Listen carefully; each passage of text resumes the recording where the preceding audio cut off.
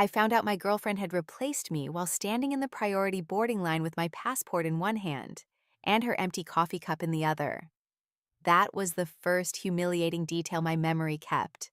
Not the lie, not the betrayal, but the stupid paper cup, warm at the rim, because Ela had handed it to me with the careless intimacy of someone who still expected service from a woman she was about to abandon.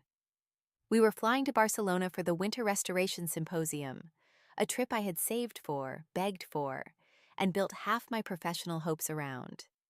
Isla had told me it would be our fresh start after months of distance. My best friend Sienna had told me to wear the cream coat because it made me look expensive even when my bank account disagreed. Then they arrived at Gate C14 together, late and laughing, with Sienna's fingers tucked inside the crook of Isla's arm, and Isla wearing the black cashmere scarf I had given her 2 birthdays ago. At first, I did what people do when their mind refuses to protect them properly. I tried to rearrange the scene into something harmless. Maybe Sienna had stumbled. Maybe Isla was helping her through the crowd. Maybe their matching flushed cheeks came from running. Maybe the way Sienna leaned into Isla's shoulder, comfortable and soft, was friendship seen through the dirty window of my anxiety. Then Isla saw me, and her smile changed. It did not disappear. It became worse. She put on the small, regretful smile she used with gallery directors when she wanted to make rejection look like mercy. "Lena," she said, as if my name were a fragile object she'd already decided not to keep. Sienna let go of her arm too late. That was the second humiliating detail. Not that she had been touching my girlfriend, but that she thought stepping away after being seen counted as kindness. Behind us, the boarding screen glowed blue and white. Around us, people adjusted luggage, checked phones, kissed children, argued about zones. Nobody had come to the airport to witness the end of my life, and yet I could feel attention collecting anyway. That quiet social gravity that gathers around a woman trying not to cry in public. "What is this?" I asked. My voice sounded calm enough to fool strangers, but not the two women who knew all its fractures. Isla looked at Sienna, then back at me. "We should talk somewhere private." "You brought her to our flight." Sienna's eyes filled immediately, which made me want to laugh. She had always been quick with tears, quick with softness, quick to become the injured party in the room even when she held the knife. "Lena, please. We didn't mean for you to find out like this." "How did you mean for me to find out?" "After the in-flight meal, at baggage claim. In the hotel room I paid the deposit for?" Isla's mouth tightened. She hated sharpness from me. She preferred my pain when it arrived in a form she could pat gently and ignore. "Don't make a scene." There it was. The line that turned heartbreak into bad manners. The gate agent announced pre-boarding over the speaker. A man in a navy suit glanced at us and then pretended to study his watch. A mother pulled her child closer. Sienna whispered my name again, and the sound of it from her mouth made me feel like she had stolen something more intimate than Ela. "How long?" I asked. Ela inhaled, exhausted by the inconvenience of my needing facts. "Lena, it was complicated. Complicated is a train schedule. How long have you been sleeping with my best friend?" A woman near the charging station looked up. Sienna covered her face. Isla stepped closer, lowering her voice. 3 months. 3 months. I had been choosing tile samples for the bathroom of our rented flat 3 months ago. I had been sending Sienna pictures of Isla asleep on my shoulder during a thunderstorm 3 months ago. I had been trusting both of them with the ordinary, ridiculous details that make up a life, while they quietly built a new one behind my back. "And you are still coming with me," I said. "The symposium matters for my firm," Isla said. "For both our careers. I thought we could be adults." "Adults don't pack their affair partner for a romantic trip." Sienna flinched. Isla's eyes cooled. That was how quickly sympathy ended when I refused to perform brokenness politely. "Sienna has a ticket because I gave her mine for the hotel portion," she said. "I changed the reservation. You still have your seat. I reimbursed your share. Check your account." I laughed then. Once. Loud enough that the child behind me stopped talking. You reimbursed me? I was trying to be fair. Fair. She had dismantled my future with her best careful face and called it fairness because money had moved. My phone buzzed in my coat pocket. A bank notification. Of course. 4 figures deposited with the memo. Trip adjustment. I stared at those 2 words until they blurred. Boarding Group 1, the gate agent called. Isla lifted her carry-on handle. Sienna reached for hers, then stopped and looked at me. I still love you, she said, and I understood with a clean, bright hatred that she meant it. She loved me the way weak people love the furniture in a house they have set on fire. She loved me as evidence that she had once been good. Then carry your guilt without asking me to decorate it, I said. Isla's expression hardened. This is why it became impossible. You make everything into a trial. No, I said. You just hate witnesses. They boarded before me. That was the 3rd humiliating detail. Watching them walk down the jet bridge together while I stood under the flat airport light holding Isla's empty coffee cup. Nobody told me what to do with it. So I threw it away, wiped my damp palm on my coat, and boarded because my ticket was non-refundable, and my career was not going to miss a symposium because Isla Vane had mistaken cruelty for clarity.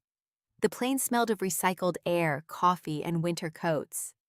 I walked down the aisle with every nerve exposed, counting rows like a woman approaching sentencing. Seat 12B. That was mine. My boarding pass said so. Isla and Sienna were in 14A and 14B, close enough to exist like a threat behind me, far enough that I could not accuse the universe of being entirely without mercy. Seat 12A, the window seat, was already occupied by a woman in a charcoal suit. I noticed her hands first. They rested over a closed leather notebook, long fingers, bare except for a narrow silver band on her right thumb, and a watch so simple it had to be expensive. Then I noticed the rest of her.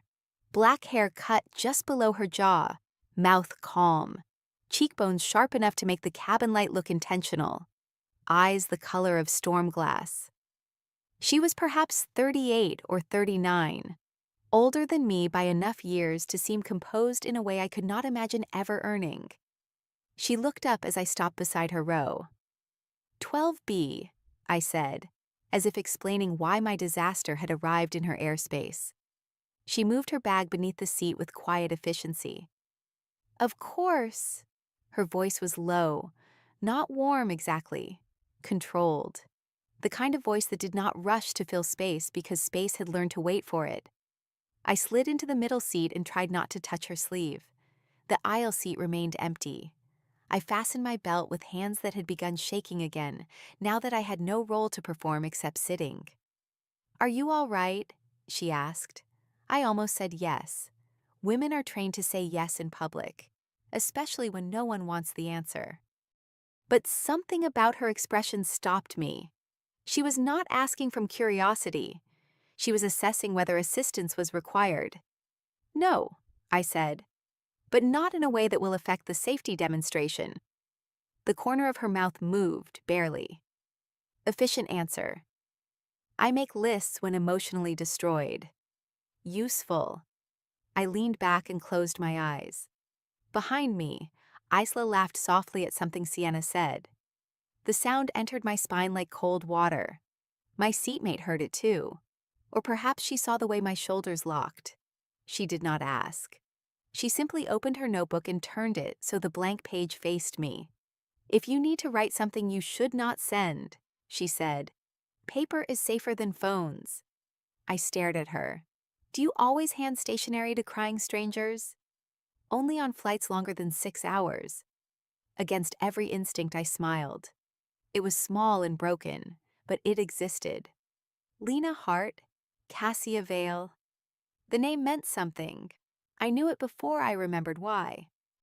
Vale Maritime, Vale Hotels, Vale Foundations. Cassia Vale, the woman whose family owned half the restored buildings along the river and funded the symposium in Barcelona.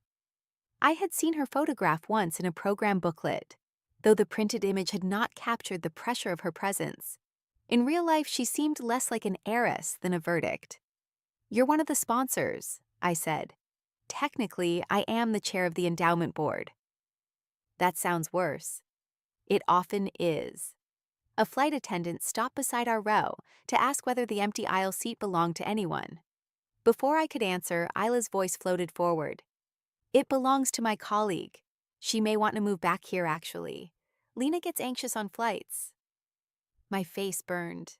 The flight attendant glanced at me with mild concern. Isla had not raised her voice, but she had pitched it perfectly. Helpful, intimate, humiliating. Sienna whispered, "Isla," in the tone of someone who objected to cruelty only when it was untidy. I opened my mouth, but Cassia Vale spoke first. "My wife is staying here." The cabin did not go silent. Cabins never do. Someone shoved a bag into an overhead bin. A baby coughed. A man argued with his headphones. But inside my body, every sound stopped. Cassia did not look at me when she said it. She looked at the flight attendant with the serene authority of a woman accustomed to making bureaucracy apologize. She prefers the middle when turbulence is expected. I prefer the window.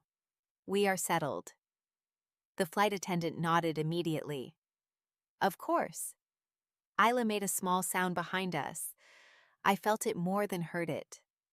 Cassia turned a page in her notebook as if she had not just invented a marriage at cruising altitude. "Wife?" I whispered. It seemed the fastest method. To what? Ending that conversation. I should have been offended. I might have been later in a version of myself with more available dignity. In that moment, all I felt was a stunned, dangerous relief. Isla had tried to shrink me in front of a stranger, and the stranger had responded by making me impossible to dismiss. "You can't just pretend to be married to someone," I said. Cassia's gaze slid to mine. "You can. It is usually called theater or tax fraud, depending on paperwork." A laugh escaped me before I could stop it. She looked briefly pleased, not smug, just quietly satisfied that the sound had survived. Then she reached into her jacket and removed a slim silver ring from a chain hidden beneath her collar. She held it on her palm between us. "For continuity," she said. "Only if you want." The ring was simple, cool with her skin's warmth, engraved inside with a line I could not read. I stared at it. That seems excessive. She seems observant. Jealous, I corrected before I could think better of it. Cassia's eyes flicked briefly toward the row behind us. Then observant enough to be inconvenient. I took the ring. I do not know why. Maybe because my hand was bare where Isla had once promised one day. Maybe because the humiliation had hollowed me out and the ring felt like armor. Maybe because Cassia had said only if you want, and choice felt more intimate than the metal itself. I slid it onto my right hand, not the left. Cassia noticed and said nothing. That was another kindness. When the plane lifted through the clouds, I gripped the armrest. I had always hated takeoff, the way the world dropped away before the body had agreed to trust physics. Cassia saw my fingers whiten and placed her hand palm up on the shared armrest, not touching me, offering the possibility. I looked at it. Then I placed 2 fingers against her palm. "My wife is afraid of takeoff," she said softly, for my ears only. "Your wife is reconsidering the marriage." Fair. It was sudden. I laughed again, and the plane broke through the cloud cover into a field of hard morning light. For 1 second, above the weather, everything below looked far enough away to be survivable. The first hour of the flight passed with the strange intimacy of pretending. Cassia ordered tea for both of us after asking, with no ceremony, "Do you take sugar?" I said no. She said, "You are lying to make a point," and requested honey. I was too tired to be offended, especially when the tea arrived and my hands stopped trembling around the cup.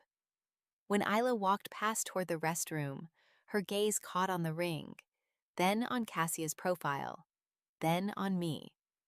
I expected triumph to feel better. Instead, it felt like standing in borrowed clothes.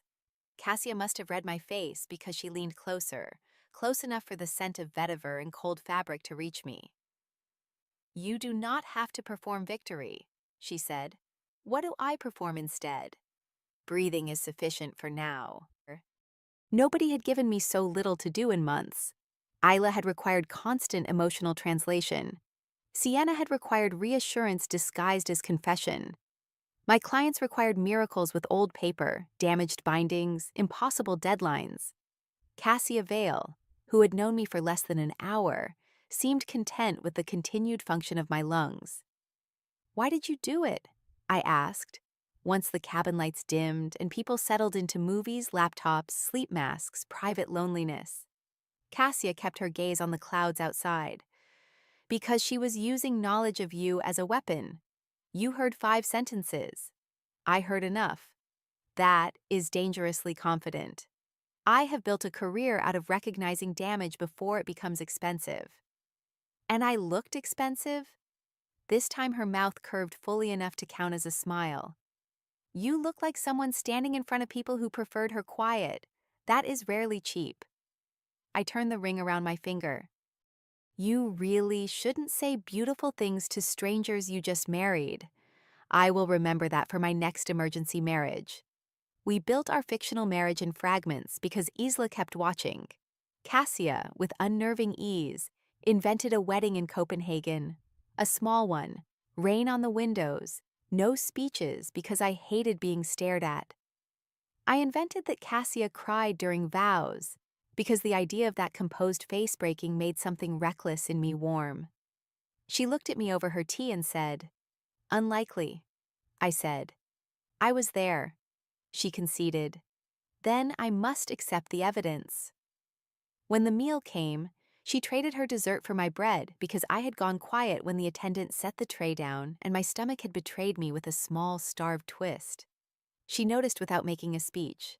She simply moved food. That was the problem with Cassia Vale. Her care arrived like weather observed by instruments, precise, practical, impossible to argue with, because she never named it care. Somewhere over the Atlantic, Sienna came to our row. She stood in the aisle, cardigan wrapped around herself, eyes shiny and wounded in a way that would have worked on me the week before. "Can we talk?" she asked. Cassia did not look up from her book. "My wife is resting." Sienna's eyes flicked to her. "I wasn't speaking to you." "Then speak more carefully." The sentence was quiet enough not to disturb the row ahead, and sharp enough to make Sienna step back. I could have let Cassia handle it. Part of me wanted to, but pretending to have a wife was not the same as becoming helpless inside the lie. "What do you want, Sienna?" I asked. She looked at the ring again. "Is this real? Is your remorse?" Her face crumpled. "I never wanted to lose you. Then you should have made different choices before boarding with my girlfriend. She said you were already over. And you believed her because that made it easier to want what I had." Sienna opened her mouth, closed it, and finally walked back down the aisle. My hands were shaking again, but not from fear this time. Cassia closed her book. "Well done," she said, "for not crying, for not outsourcing your voice." I looked at her. The cabin light cut her face into quiet planes of shadow and gold. "Do you always know the worst possible kind thing to say?" "Not always. Sometimes I say nothing and let people wonder." "Does that work?" "Often." By the time we landed in Barcelona, I had spent 7 hours as Cassia Vale's wife. My actual life, waiting at baggage claim, felt less plausible. Isla hovered near Carousel 3 with Sienna beside her, stealing glances so obvious they would have embarrassed a teenager. Cassia stood next to me, one hand in the pocket of her coat, my carry-on beside hers. The ring was still on my finger. "You can return it now," she said. I should have been relieved. Instead, my hand closed around it. "Right, of course." She noticed the hesitation. Cassia noticed everything. "Keep it until you are safely at your hotel, if you prefer." And if I never return it, then I will assume divorce proceedings have become hostile. I smiled and she smiled back. Not the airline version. Something smaller, real enough to frighten me. At the arrivals hall, the symposium shuttle driver held a placard with Vale endowment. Another with restoration delegates stood nearby. Cassia's driver came forward immediately. Isla saw. Of course she saw. Her expression sharpened with the first honest emotion she had shown me all morning. Jealousy. It made her look suddenly young, and not in a way that softened me. "Lena," she called, "can we not make this ridiculous?" I turned. Which part? The affair, the plane, or the fictional marriage? Cassia made a small sound that might have been a laugh buried under manners. Isla stepped closer. "You don't know her." "I didn't know you either, apparently." Sienna whispered, "Isla, leave it." But Isla had never been graceful once control began slipping. "Cassia Vale doesn't do kindness for free," she said. "Whatever game this is, you'll be the one paying." The temperature around Cassia changed. She did not move, did not raise her voice, but every word became exact. "Ms. Vane, you are speaking to a woman you abandoned in public after manipulating her into believing she owed you composure. I would be careful assigning motives." Isla went still. People always did when Cassia named things too accurately. I should have enjoyed it more than I did. Instead, I felt tired. I had crossed an ocean, and still my pain kept arriving at the same gate. "I can take the delegate shuttle," I said to Cassia. "You can," she replied. "Or you can ride with me to the hotel and decide there." There it was again. Choice, not rescue, not command. A door held open without being pushed through. "I'll ride with you," I said. The car moved through Barcelona in late afternoon light, the city golden and unfamiliar beyond the tinted glass. Plane exhaustion settled into my bones. Cassia sat beside me, reading a message on her phone, while I watched scooters weave through traffic and tried to process that I had become the kind of woman who accepted rides from mysterious wealthy strangers after fake marrying them on aircraft. My mother would have said it sounded like either danger or destiny, depending on whether the stranger had a pension. "You should send your location to someone," Cassia said without looking up. "Do you instruct all your fake spouses in self-preservation?" "Only the ones who have been betrayed by people who know their routines." I sent my location to my studio assistant, June, who replied immediately despite the time difference. "You landed? Are you alive? Why is your location at someone named Vale's hotel?" I wrote, "Long story. Plain wife." June answered with 15 question marks and one skull emoji. Cassia's hotel overlooked a square full of orange trees and wet stone. Mine, according to the email Isla had changed, had been canceled. I discovered this at the front desk, when the polite man looked from my passport to his screen and explained that Ms. Vane had modified the reservation 72 hours prior. One room remained under the group block, he said. It had 2 beds. It was assigned to Isla Vane and Sienna Cole. I stood very still. Cassia, beside me, turned her head slowly. "Excuse me?" The front desk man's smile weakened. "I am sorry, Madam Vale. The symposium group block is full." "Not that part," Cassia said. "Repeat who authorized the cancellation." He did. Cassia looked at me. "Did you approve that?" "No." Something in her face went cold enough to make the marble lobby seem warm. Then it was not a modification. It was interference. "Cassia," I said, because I could feel the machinery of her anger beginning to assemble itself. "I can find a hostel. You are presenting tomorrow morning.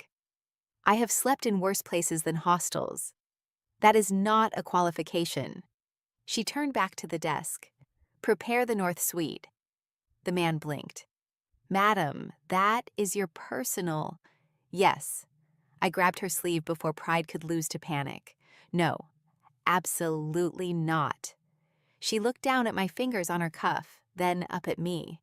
"It has 2 bedrooms, a private lock, and a staff corridor exit. You may leave whenever you choose." That is not the point.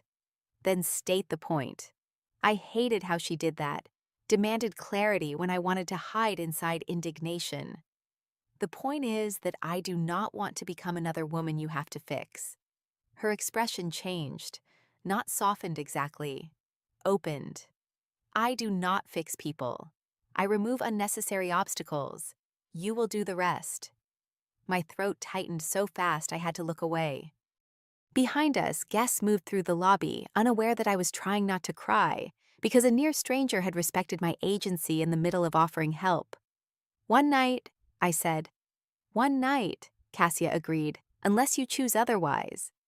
The North Suite was larger than my entire flat, and quiet in the way expensive rooms are quiet, as if noise had to request permission before entering. 2 bedrooms opened on opposite sides of a sitting room. Floor-to-ceiling windows showed the city dusk settling purple over rooftops.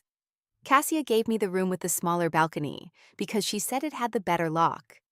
She showed me how to bolt it from inside, and then placed her ring on the table between us. "Now," she said, "the performance has ended." The word should have relieved me. Instead, without the ring, my hand felt suddenly bare in a way that had nothing to do with Isla. "Thank you," I said, "for all of it." "You owe me nothing." "I know. Do you?" I did not answer quickly enough. Cassia noticed as usual. She took a step back. "Rest, Ms. Hart. Presentation call is at 9. I will have security confirm your badge access." "Lena," I said, "if you're going to fake marry me, cancel my canceled room and put me in your suite. You can call me Lena." Her eyes held mine across the low lamplight. "Then you may call me Cassia." I already did. I noticed. That was the beginning of the real danger. Not the ring, not the suite, not Isla's jealousy or Sienna's tears. The danger was noticing that Cassia noticed me back. I slept badly, waking every hour to the old reflex of checking whether Isla had come home, then remembering Barcelona, Cassia's suite, the fact that home itself had become an argument. At 4 in the morning, I wandered into the sitting room and found Cassia awake on the balcony in a silk robe the color of smoke, laptop open on the small table, city lights touching one side of her face.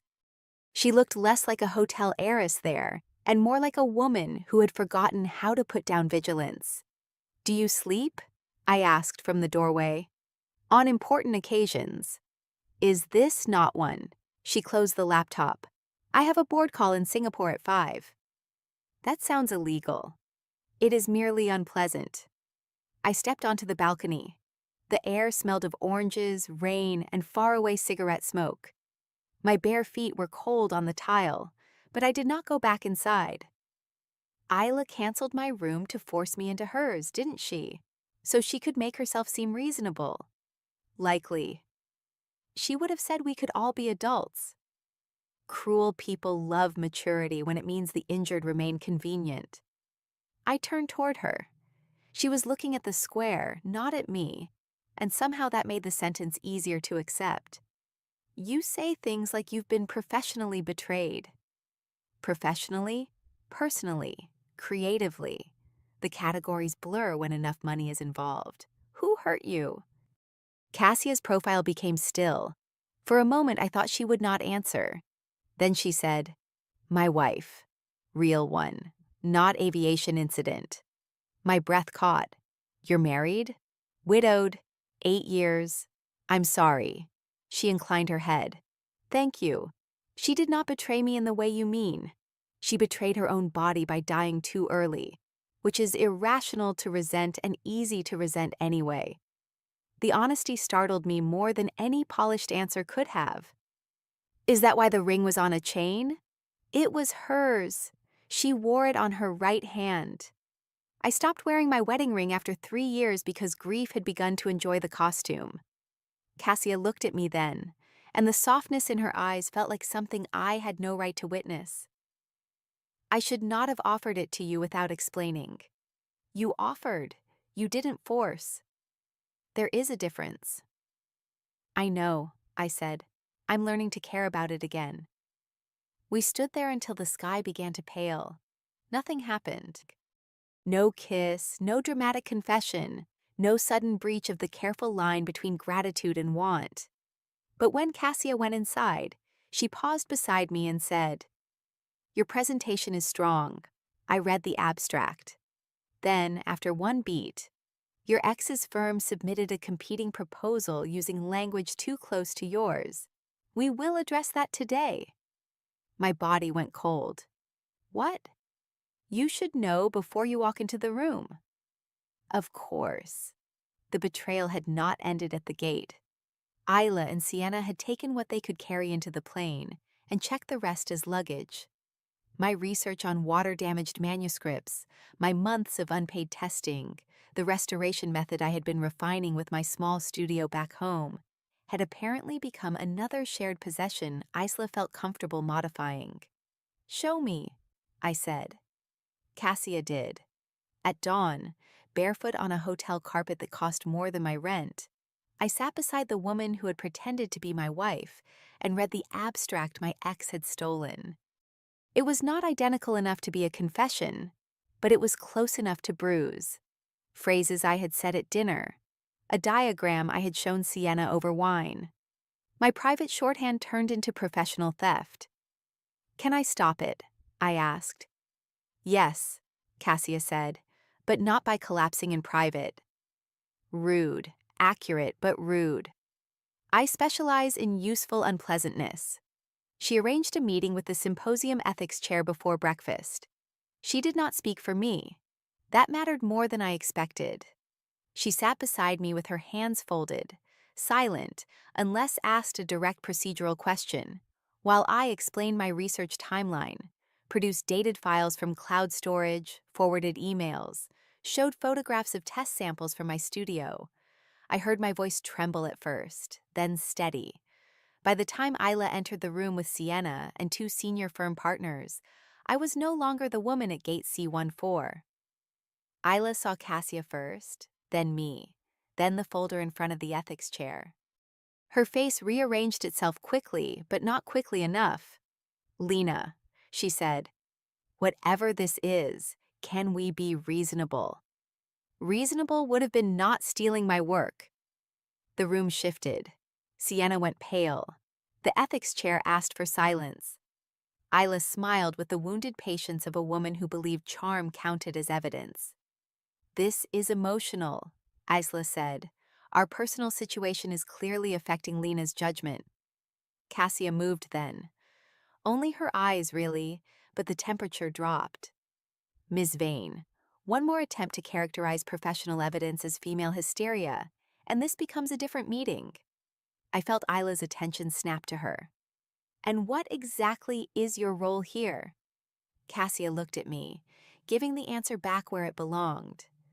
I swallowed. "Witness," I said. "Not wife, not lawyer. Witness." For the first time, I saw Isla understand that the fiction had stopped protecting me, and the truth had become enough.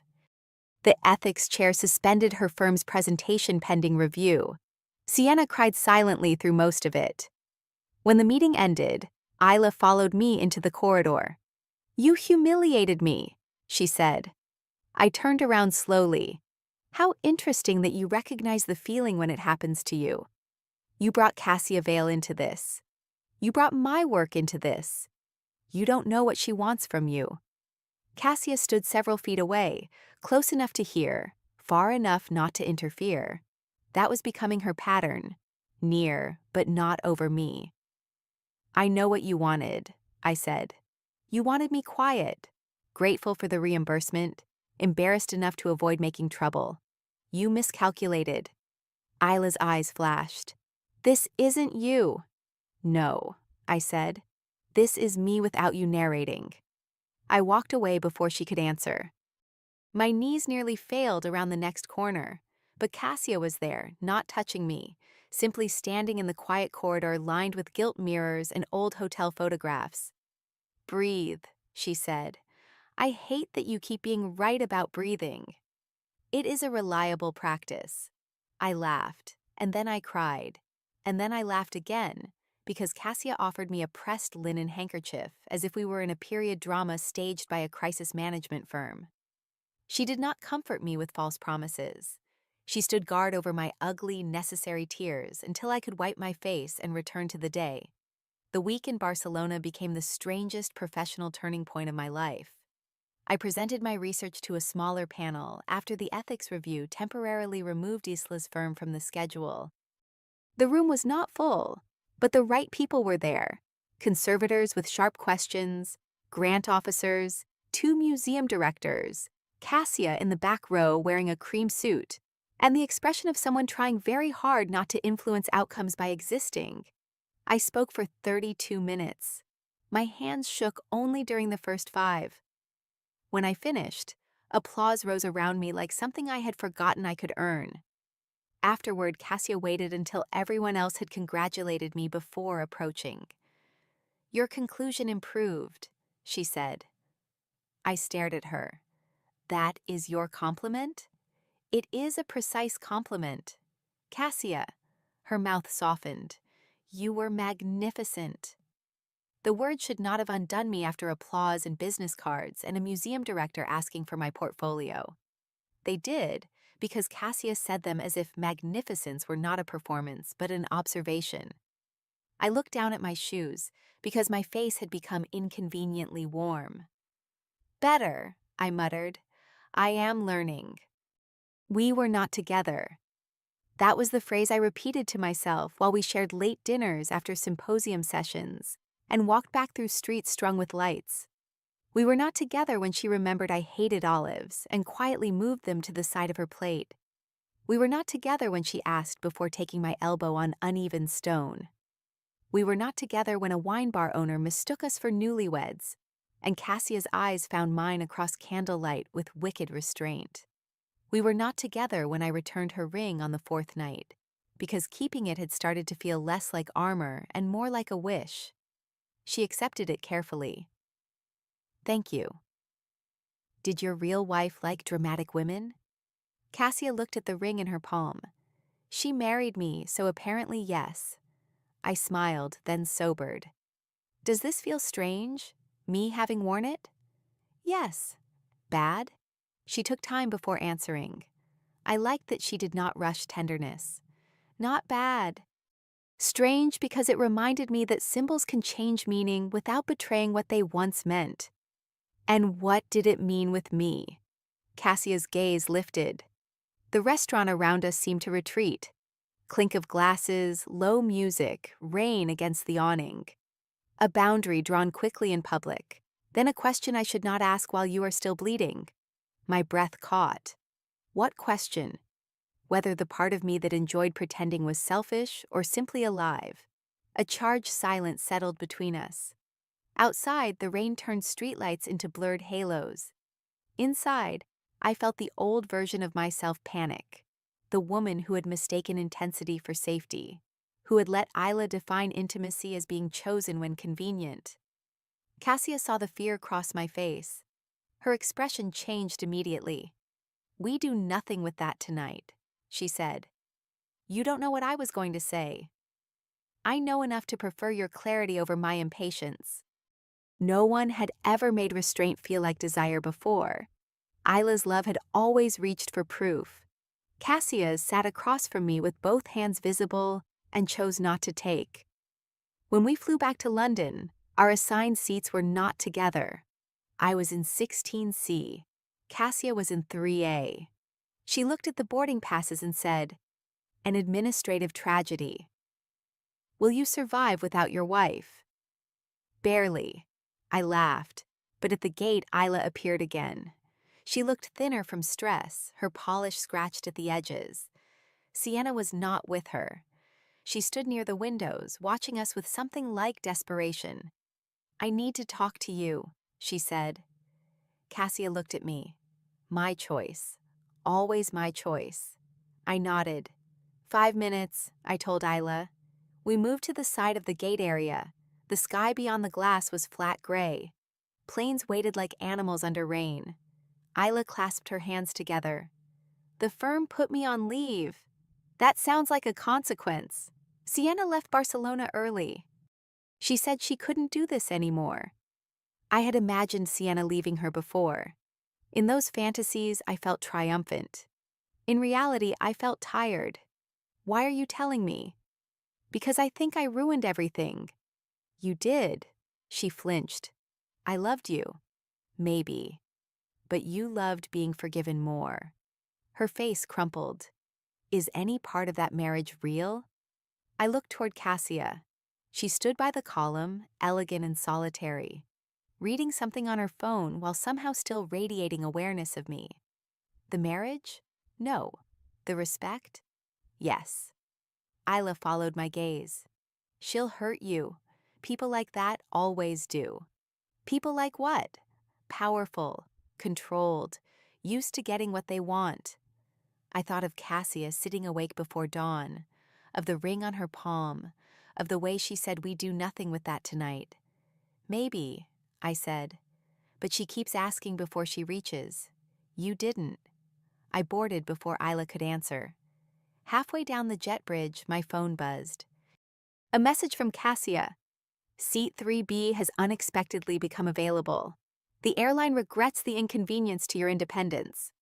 I stopped walking, turned, and saw her near the aircraft door, expression perfectly neutral except for her eyes.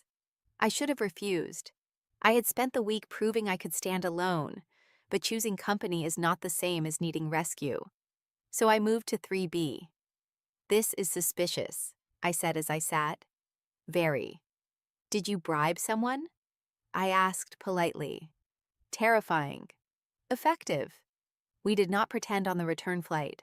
No wife, no borrowed ring, no defensive theater. Cassia worked for the first hour while I read through follow-up emails and tried not to stare at her hands. Then turbulence shook the plane over the channel. My breath caught before I could hide it. Cassia placed her hand palm up on the armrest, exactly as she had on the first flight. Still your choice, she said. I placed my whole hand in hers. Her fingers closed gently. Not possession. Answer.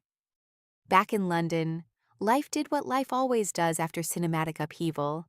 It demanded laundry, rent, invoice follow-ups, and a locksmith, because Isla still had a key. My flat felt strange without her things. Not empty, exactly. Exposed. I filled the spaces slowly. A yellow bowl for the kitchen because Isla hated yellow. A new lamp by the window, fresh sheets. On the wall above my desk, I taped the badge from Barcelona and the note Cassia had written on hotel stationery the morning I flew home separately from her car. Your voice survived. Continue using it. For 3 weeks, Cassia and I behaved with painful caution. She had an endowment office. I had work pouring in after the symposium. She sent introductions only after asking. I refused half of them to prove I could, then accepted the right ones because pride is admirable, but rent is monthly. We had coffee twice, dinner once. Long messages at odd hours that somehow avoided becoming flirtation, until one night at 1:17 a.m. she texted, "Do you ever miss the fiction?" I stared at the message under the blue light of my desk lamp until my heart became very foolish. I wrote back, "Which part?" Her answer came slowly, "The ease of belonging beside you." I did not respond for 10 minutes because my hands were shaking. Then I wrote, "That might not have been fiction." The next day she came to my studio with coffee and a contract for a manuscript restoration project at one of the Vale museums. She placed both on my work table and said, "The contract is professional. The coffee is personal. You may reject either." Do you rehearse these lines? Constantly. At least you're honest. Not always. With you, I am attempting reform.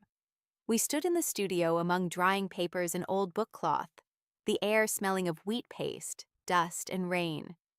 Cassia looked out of place there in a dark green coat, too precise for my clutter, but also strangely right, as if the room had expected her and neglected to tell me. I am attracted to you, she said, because apparently reform in Cassia's language meant walking into traffic with perfect posture. I would like to take you to dinner in a way that is unmistakably a date. I would also like to avoid becoming a continuation of your emergency. If that means waiting, I will wait. If that means no, I will accept no. I set down the brush I had been holding. What if it means yes, but slowly? Something in her face moved through relief so quickly anyone else would have missed it. I did not. I was learning her instruments. Then slowly, she said. Our first real date had no pretending. Cassia took me to a quiet restaurant near the river where the tables were far enough apart to keep secrets. She wore black. I wore blue because Sienna once said it was not my color, and I was entering my era of petty chromatic rebellion. Cassia complimented the dress with such calm sincerity that I forgot the menu for a full minute. We talked about grief, work, family, the specific loneliness of hotel rooms, the specific terror of opening your own studio and realizing freedom comes with invoices. She told me about her late wife, Noah, not as a rival to my presence, but as proof that Cassia had loved deeply and survived the cost. I told her about Isla without editing myself into dignity. Cassia listened as if ugliness did not lessen me. At the end of the night, outside under weak rain, she asked, "May I kiss you?" I almost laughed because the question was so simple, and because no one had ever made simple feel like luxury. Yes. Cassia kissed the way she had pretended to be my wife, with restraint that did not feel cold, with attention that did not feel like hunger disguised as romance. Her hand touched my jaw only after my own fingers found her sleeve. Her mouth was warm, careful, devastating. The city moved around us, tires hissing over wet pavement, strangers passing beneath umbrellas, the river dark beside the street. When she pulled back, she stayed close enough for her breath to touch mine. "Still slow?" she asked. "Maybe a little less slow." Her smile nearly ruined me. Noted. The slow part was not graceful. People imagine slow burn love as candlelight and meaningful glances. But in real life, it was also missed calls, overthought punctuation, and me standing in my kitchen at midnight arguing with a packet of instant noodles because Cassia had asked whether I had eaten, and I resented how much I liked being noticed. I had lived for years with Isla's attention, but Isla's attention had been selective. She noticed me most when I reflected well on her, when I was charming at dinners, useful at openings, quiet during her stress, forgiving after her small disappearances. Cassia noticed the ugly logistics, the unpaid invoice I kept pretending not to fear, the way I avoided the blue folder on my desk because it contained the lease termination forms from the flat I had shared with Isla, the fact that I answered messages quickly when anxious and slowly when hurt. She did not push. That made her harder to resist. One rainy Tuesday, a courier arrived with a crate of damaged ledgers from the Vale Museum archive, the kind of project that should have come through a committee and 6 months of polite emails. Inside, beneath the formal contract, Cassia had placed a handwritten note. No favor. Paid rate attached. Decline without explanation if the timing feels wrong. I stared at those 3 sentences until June snatched the paper from my hand. "Is this flirting?" June asked. June. "It's a professional boundary." Sweetheart. Rich lesbians invented professional boundaries so they could flirt in legal language. Do not call her a rich lesbian like she is a dessert category. June lifted one pink eyebrow. Do not defend the terrifying hotel woman if you are not emotionally compromised. I took the note back and folded it more carefully than necessary. I'm not compromised. I'm cautiously appreciative.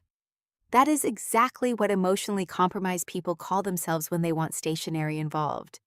I accepted the contract because the rate was fair, the work was mine to do, and declining every opportunity Cassia pointed toward me would have been letting Isla continue to control the map by making certain roads feel contaminated. The ledgers were beautiful in the exhausted way old things become beautiful after surviving hands, water, smoke, and bad storage. I spent days separating pages with a humidification chamber, easing mold from ink, photographing bindings. Cassia visited once, supposedly to check on the museum's property, though she arrived with coffee in one hand and a brown paper bag from the bakery I liked in the other. You don't trust other people to bring pastries? I asked. I distrust raisins. A reasonable prejudice. She stood at my work table while rain tapped at the high windows. Her coat was damp at the shoulders.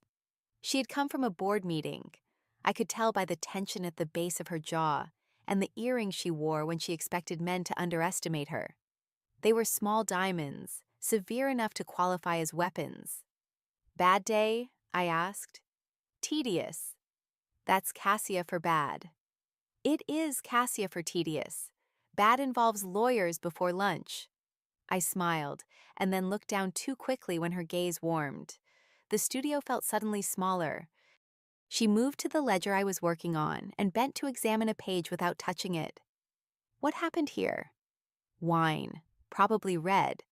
Someone spilled it down the spine and then stored the book upright, so it bled through several gatherings. Can you repair it? Not erase it. Stabilize it. Make it readable again. Cassia was quiet long enough that I looked at her. She was not looking at the ledger anymore. She was looking at me. What? Nothing. That was not a nothing face. I was thinking that your work has given you an inconveniently compassionate vocabulary. I touched the edge of the stained page with a gloved finger. Damage is only romantic in metaphors. In practice, it mostly smells bad and requires patience. Patience is underrated. By people who are not waiting.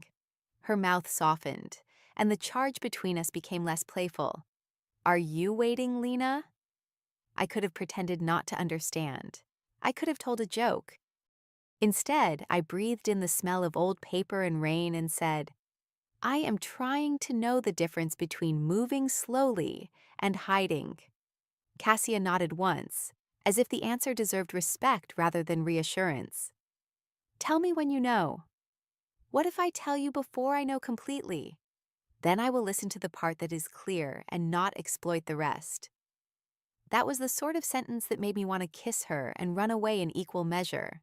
I did neither. I handed her a pastry knife because my hands needed something practical to survive the tenderness.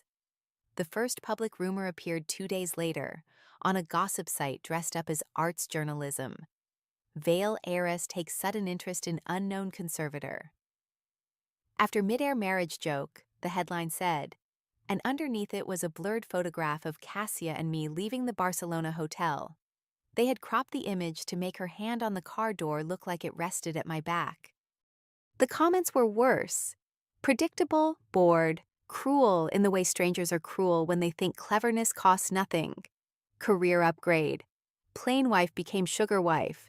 Poor Isla, imagine being replaced by a sponsor. I read the comments for 11 minutes, which was 10 minutes and 55 seconds too long. Then I threw my phone onto the couch and stood in the middle of my flat, feeling dirty in a way soap could not fix. Isla had once told me that public opinion was a weather system. She had been wrong. Weather had no memory. Public opinion stored every version of you except the true one. Cassia called within an hour. Did you see it? I asked, skipping hello. Yes. Did your people send you a folder with suggested responses? 3. 1 legal, 1 strategic, 1 written by my communications director after too much coffee. Despite myself, I laughed. Which one are we using? None until you decide whether you want to respond. I sat on the floor because my legs had lost interest in being useful. I hate that strangers think they know what happened. Yes. I hate that part of me wants you to correct them, and another part hates needing you to. Also, yes. Are you going to offer anything besides agreement? Not unless requested. I pressed the heel of my hand to my eyes. I don't know what I'm requesting. Then I can tell you what I know. Please. Her voice became gentler, though never soft in the false way. The article is cruel, but it has limited reach. The photograph was taken by someone who works with Isla's firm. We can prove that if we need to. My name will make the story larger if I move too quickly. Your name will feel smaller if you say nothing only because you are afraid. Neither problem needs to be solved tonight. What do I do tonight? Eat something, block the site, Put your phone in another room. Let your assistant insult me if it helps her feel useful. June already called you my morally complicated fairy godwife. A pause. Then Cassia said, I will accept morally complicated. I laughed until the pressure behind my ribs loosened. Later, after I did eat, after I did block the site, after June sent me a 15-second voice note consisting only of creative profanity about gossip writers, Cassia texted a single line, You are not smaller because people look badly. I wrote it down on the back of a receipt and pinned it above my desk. The first time I met someone from Cassia's old life, I understood more clearly why she guarded tenderness like a state secret. Noah's brother, Emil, came to the studio to collect a restored family cookbook from the museum crate. He was a tall, exhausted man with kind eyes and the wary posture of someone who had loved Cassia once by proxy and feared what loving her again might ask of him. When he saw me, recognition moved across his face. You're Lena, he said. I am, which sounds more ominous than usual. He smiled faintly. Cassia mentioned you. That startled me. She did? She said you returned the ring. My stomach tightened. I hope that wasn't painful for your family. Me wearing it, I mean. It happened quickly, and I didn't understand. Emil lifted a hand. Noah would have found it hilarious. Then she would have interrogated Cassia about whether she asked first. The ache in his smile made my throat close. She did. I assumed. He looked down at the restored cookbook between us. Cassia was very good at being loyal to grief, less good at being loyal to life afterward. Maybe that is changing. I did not know what to say. It is one thing to be wanted by a woman.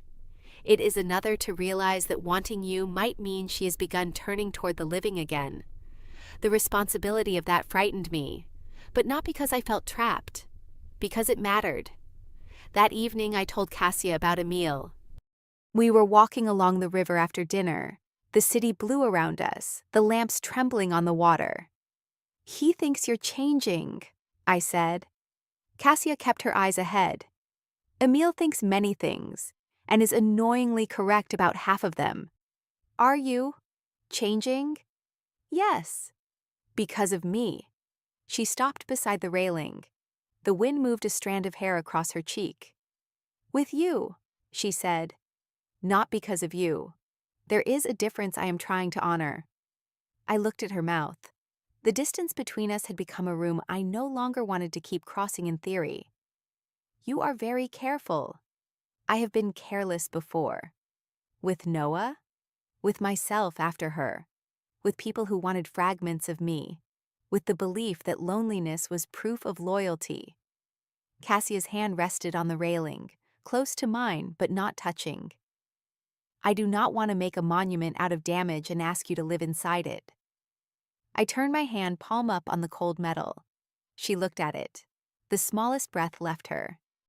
Then she placed her fingers over mine. This is not a monument, I said. It is a walk by a river. That sounds dangerously manageable. Try not to panic. I am conducting myself with dignity. You are holding my hand like it might file a complaint. She laughed then, low and real, and the sound went through me like warmth returning to a room long after winter should have ended. We walked for another 20 minutes holding hands, and when she said goodnight outside my building, she did not kiss me. I thought I would be disappointed. Instead, I lay awake smiling, because wanting had not been rushed into proof. It had simply been allowed to exist and walk beside us. The real confrontation came 6 weeks later at the Vale Museum launch, because stories with people like Isla never end privately when public sympathy remains available. The ethics review had concluded. Isla's firm received sanctions. My research was credited properly. Sienna sent one long apology I did not answer, because not all apologies are invitations. I thought the worst had passed. Then Ela attended the museum launch with a new patron on her arm, and found me standing beside Cassia near a display case containing a 15th century book I had helped restore. Still playing wife? She asked. Her voice was sweet enough for nearby donors, sharp enough for me. Cassia's hand did not move to my back. She let the moment belong to me. I appreciated it and hated it for 3 seconds. "No," I said. That ended when the flight landed. Isla's eyes brightened with the belief she had found weakness. "So this is what then? Another performance?" "A choice. Mine." "You think she chose you?" Isla laughed softly. "Cassia Vale collects beautiful damaged things. Hotels, books, women with sad stories." For a moment the old wound opened, not because I believed her, but because she knew exactly where to press. Cassia's face became very still. The room seemed to feel it. Conversations dimmed around us. "Careful," Cassia said. Isla turned to her. "Or what? You'll buy the building?" Cassia stepped closer, not in threat, but in truth. "No. I will tell you that you are confusing care with acquisition, because acquisition is the only intimacy you understand. I did not choose Lena because she was damaged. I admired her because she told the truth while shaking. I wanted her because she returned my ring when keeping it would have benefited the lie. I love her because every time she has been offered an easier story, she has chosen her own voice instead." The word love entered the room before either of us had said it privately. Isla heard it. The donors heard it. A museum trustee pretended very hard not to hear it. I heard it most of all. Cassia realized what she had done. Her eyes shifted to mine, apology and fear moving beneath the composure. I could have let the public moment swallow us. Instead, I reached for her hand. My choice. "You skipped a few steps," I said quietly. "Yes." "Very unlike you." "Humiliating." I laughed, breathless and close to tears. Then I turned back to Isla. "You don't get to define this. You don't get to define me. You don't get to make every person who treats me gently into proof that I am helpless. I was betrayed. I was humiliated. I was helped. I recovered. All of those things are true. None of them belong to you." Isla looked suddenly smaller than her dress, smaller than her reputation, smaller than the story she'd been trying to sell since Gate C14. She said nothing. For once, nothing was the best she had. After she left, Cassia guided me into a side gallery where the lights were low and the old paintings watched without gossip. She closed the door but did not lock it. I noticed.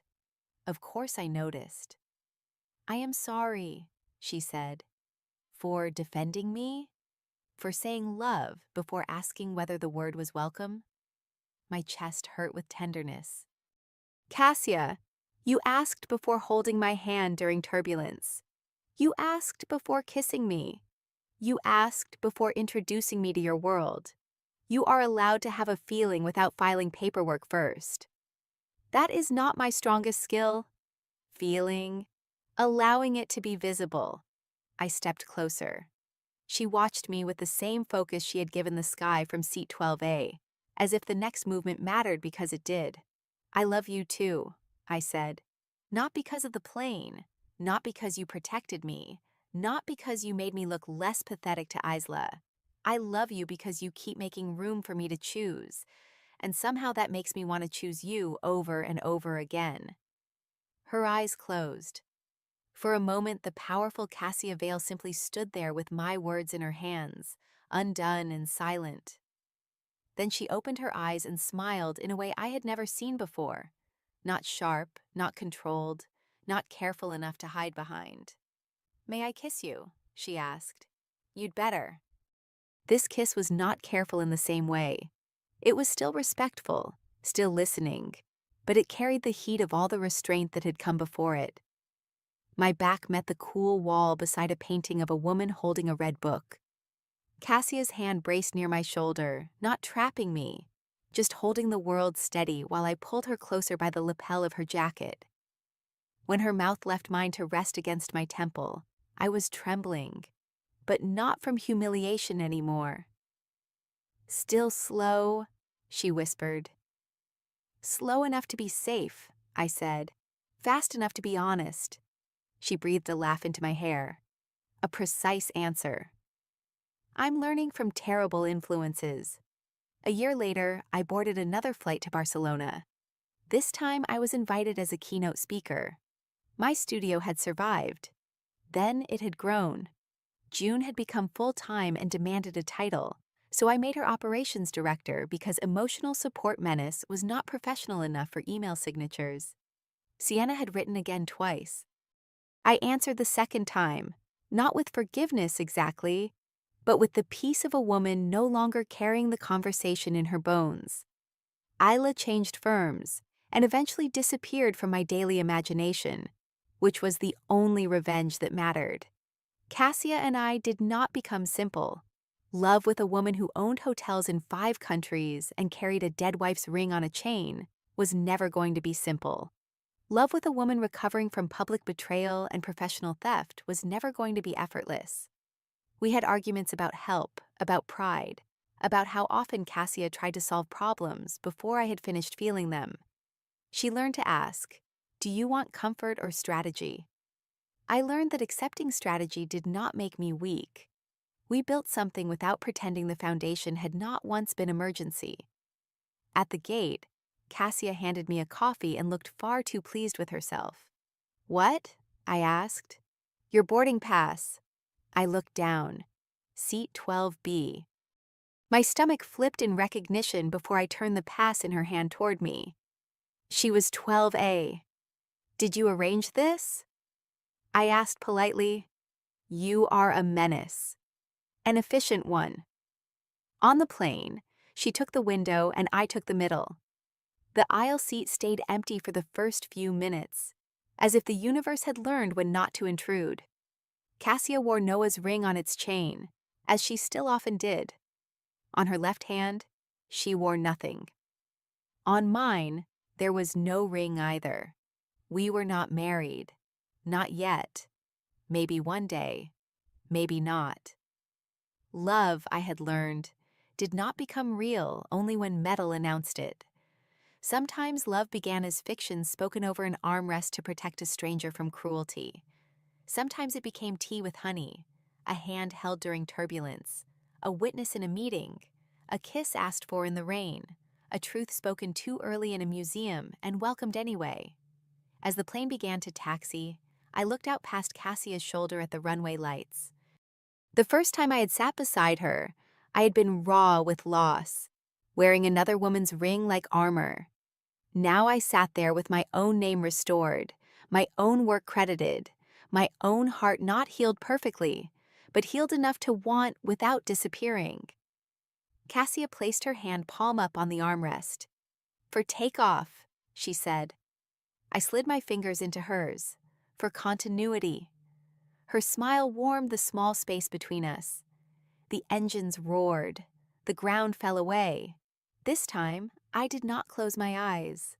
I watched the city shrink beneath the wing and thought about the woman in seat 12A, the stranger who had pretended to be my wife for an entire flight, and somehow taught me that the most romantic kind of protection was not being claimed in front of the people who hurt me. It was being given room again and again to choose who I became after they left.